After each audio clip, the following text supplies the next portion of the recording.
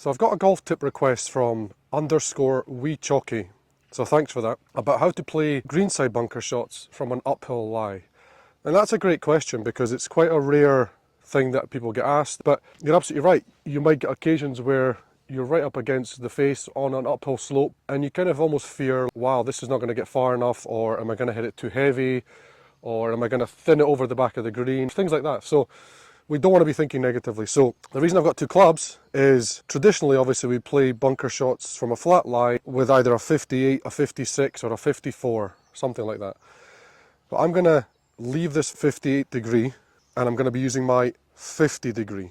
So I've got a gap wedge here. You can either use a 48, a 52, something along those lines, or a gap wedge if you've got a set, all the letters on the bottom, gap wedge, G wedge, A wedge, approach wedge. Now what that does is it means we can still open the club face to create the slice under the sand without worrying that the ball's just going to come out straight up in the air and come back down the slope and roll further back into the bunker. So very, very simple way of changing it.